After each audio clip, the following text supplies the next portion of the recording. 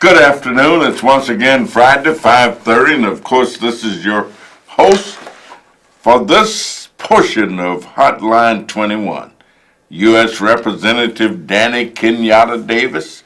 And I don't know about you, but I feel good. If I was James Brown, I'd say, I feel good. If I was my daddy, who used to sing a song when he felt pretty good, it was called It's a Good Day for Moving Along, and it's a good day for singing a song.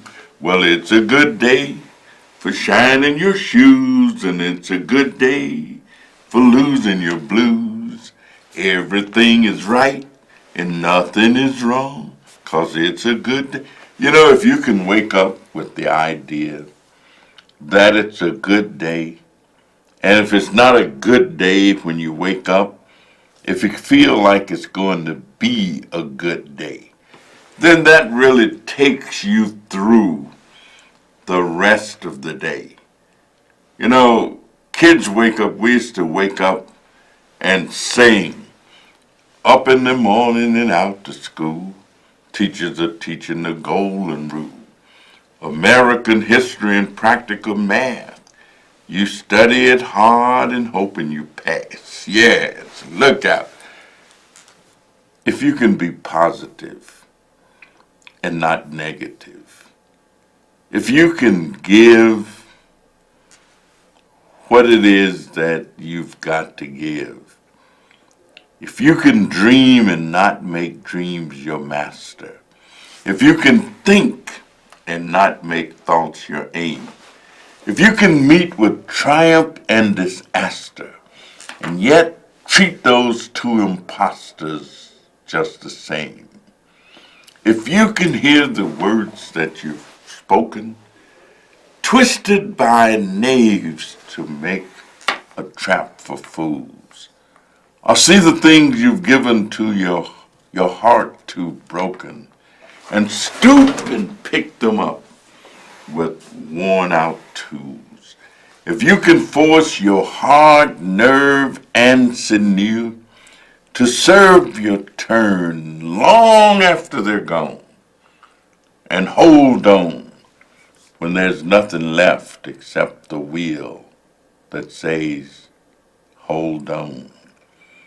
If you can gather all that you've generated and risk it on one turn of pitch and toss and lose, and never say a word about your loss. If you can learn to walk with kings and queens and not lose the common touch, if neither loving friends or foes can hurt you, if all men matter with you, but none too much, and finally, if you can run or deal with the world that's filled with distance run, yours will be the world and all that is in it. And what is more, you'll be a man, my son. Be a man. Stand up.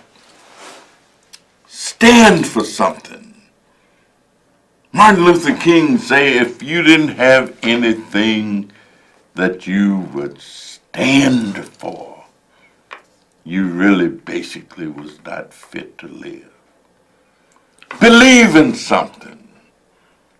Believe that you're going to overcome, that you're going to meet every challenge, that you're going to conquer every enemy, that you, and say to yourself, out of the night that covers me, black as the pit from pole to pole, I think what gods there may be for my unconquerable soul.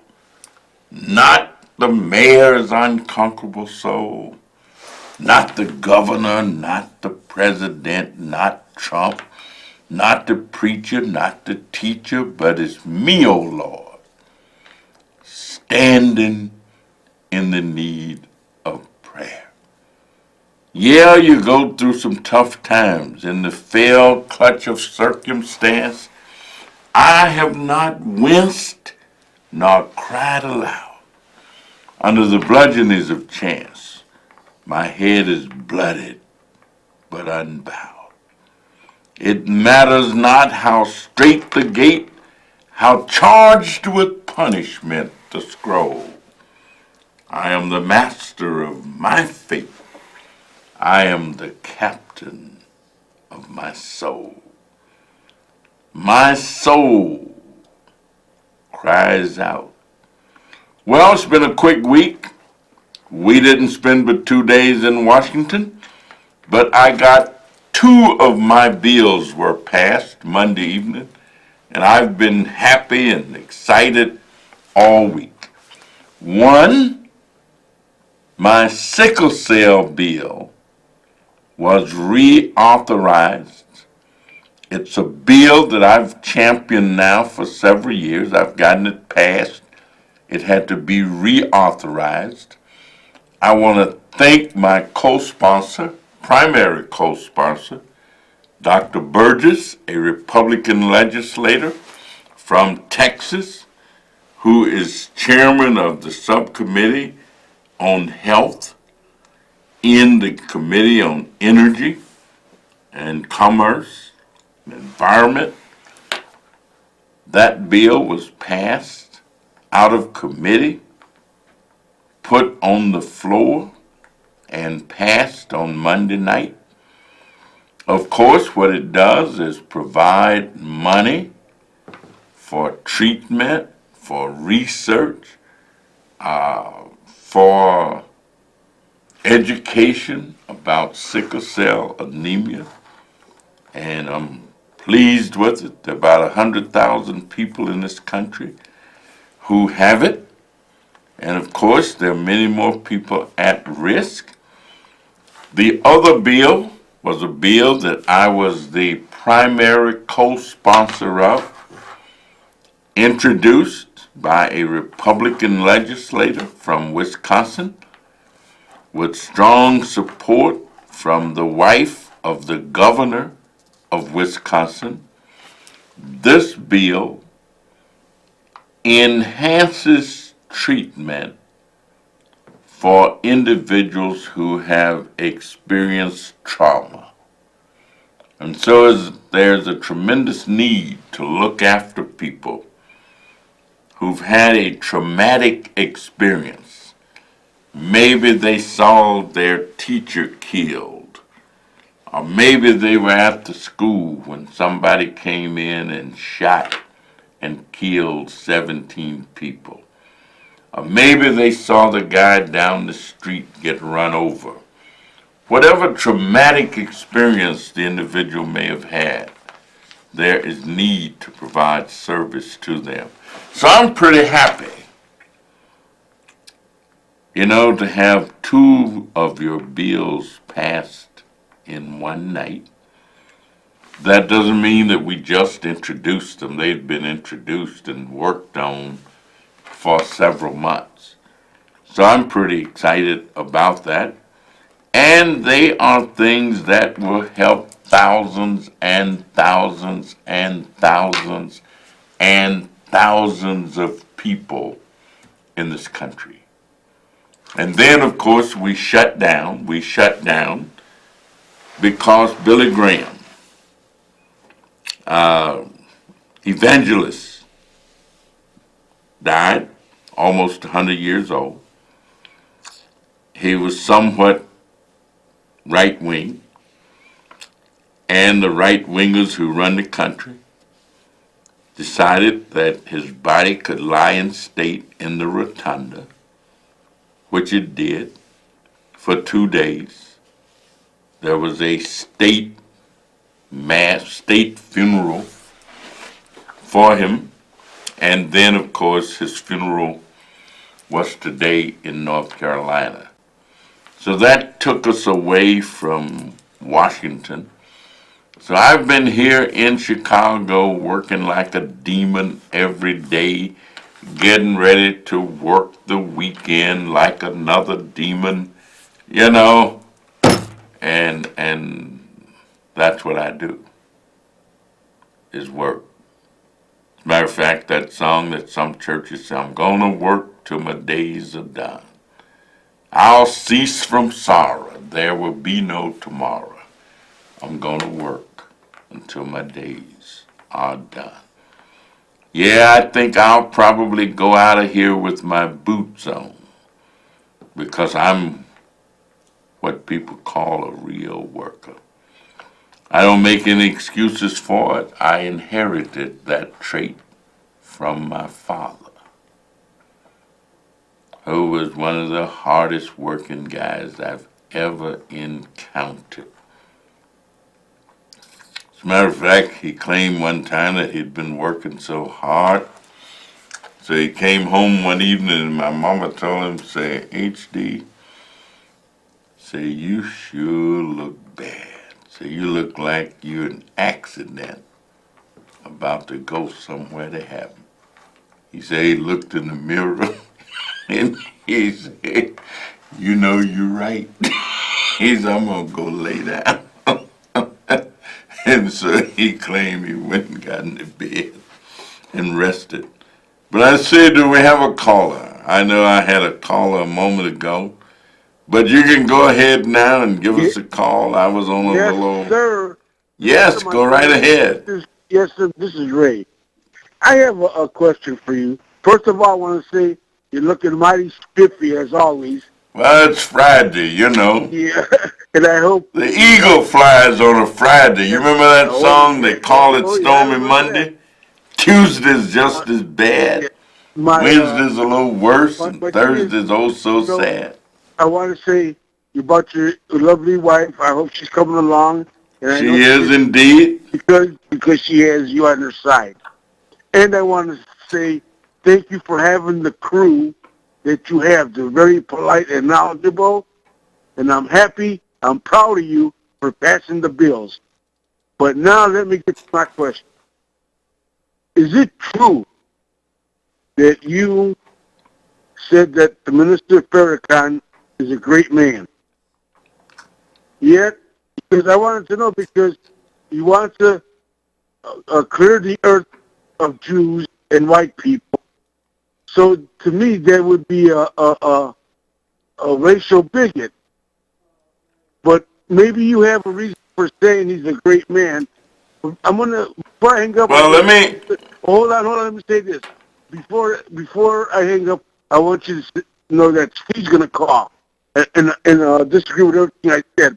So would you please answer the question, before you take another phone call? I did indeed.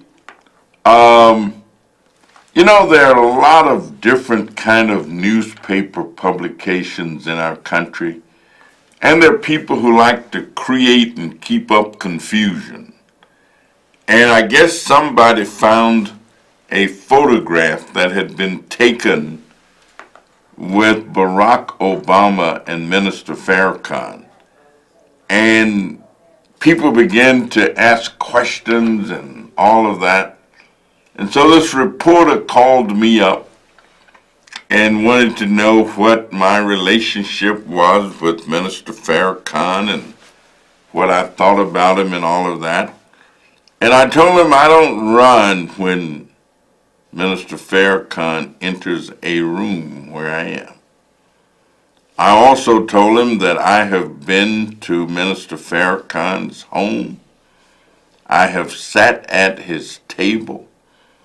I have experienced his hospitality. I participated in the Million Man March. I took 3 busloads of people to it. The first one, I participated in the reenactment of it.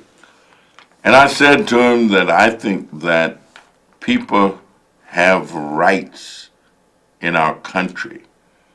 And people think differently. but that my rights end where the next person's rights begin. I agree with portions of things that Minister Farrakhan will say. I disagree with some of those. I don't agree with everything that the lady I sleep with at night says, or at least most nights. Some nights I have to sleep alone because I don't be in town. And some people would want to make something out of that. But I also, and one of my staffers said, you know, if I were you, I wouldn't really answer these guys because no matter what you say, they're going to twist it, they're going to turn it. And some of the people who called me, few people, and I've only had about 4 that I talked to, one guy says, you know, we really don't think that you have any anti-Semitic feelings or any of that kind of thing, but we're just concerned about the minister. And I said, as a matter of fact, I was with Munir Muhammad earlier this week, who is a Muslim and who is the managing director of CROW, the Committee for the Remembrance of Elijah Muhammad. And they're going to have their big event on Sunday that they have every year. I plan to go. I've got so many things on my calendar for Sunday. I hope I can make it. But, you know, my approach to life is to try and bring people together and bring about peace and harmony and love. And anybody that does something else, that's their business. That's what they do. But as far as Danny Kenyatta Davis, I believe in the brotherhood of man, the fatherhood of God, and that all of us should practice as much humanity as we possibly can. I have a little saying that I often sometimes use when I'm speaking to different groups. And one of those is that I sought my soul, and my soul I could not see.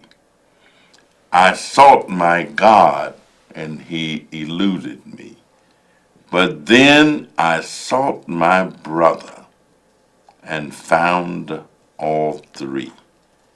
How good and pleasant it is when brothers and sisters can dwell together in unity and of one accord.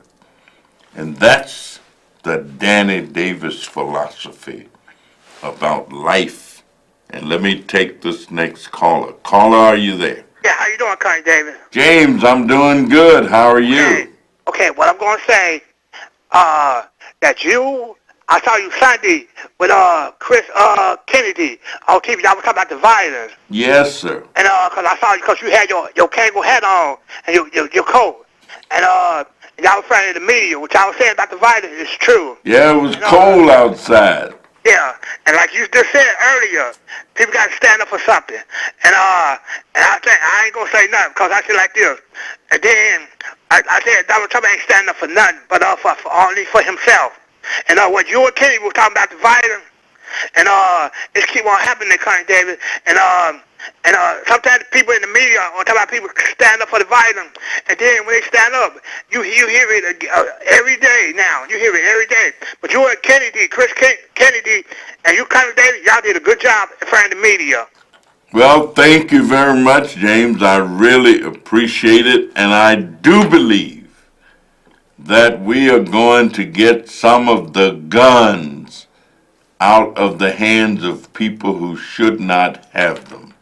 And so I thank you so much for your call. And, you know, we still got about 6 minutes, 5 minutes left. And so some of our regulars, if you want to call, we are here.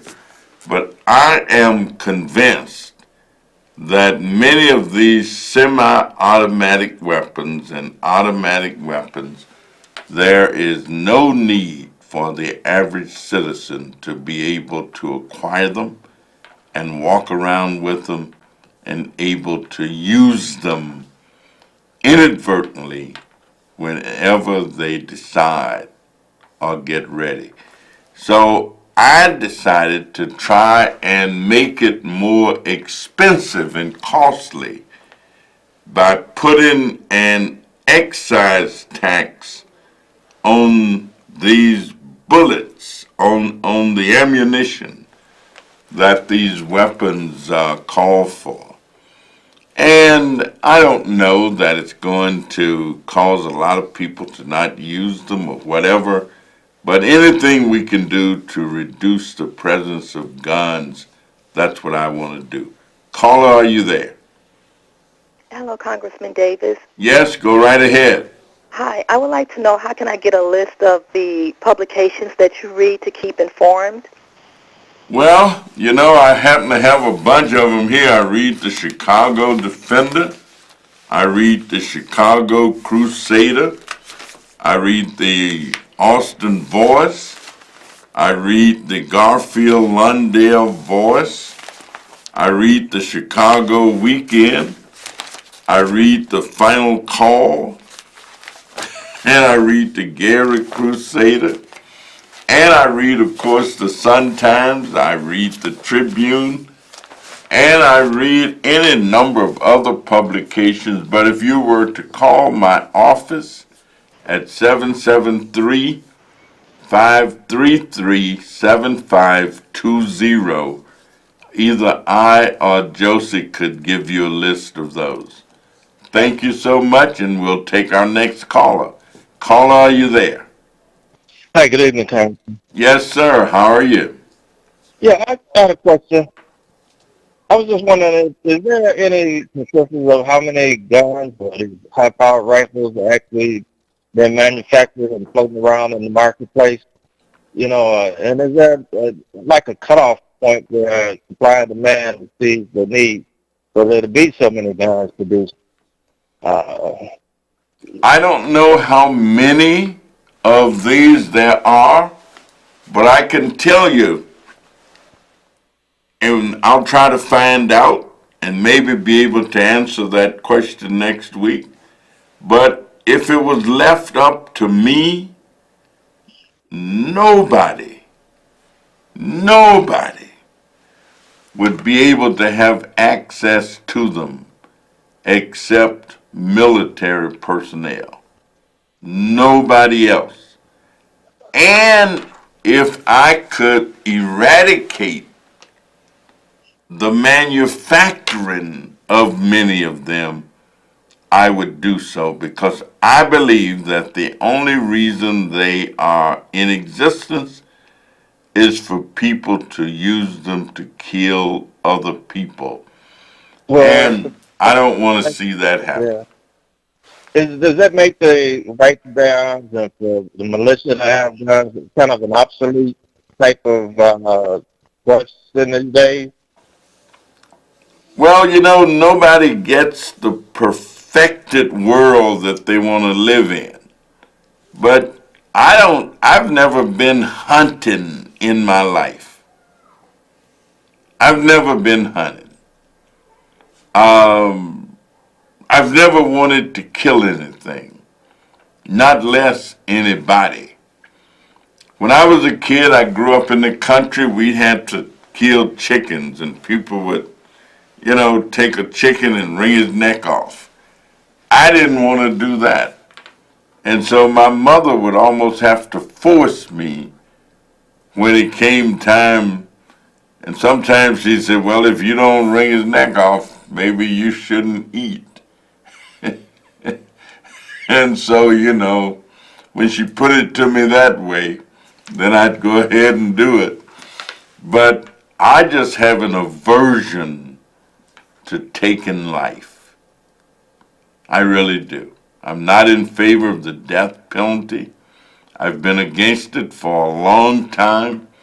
And everybody have a right to whatever it is that they believe.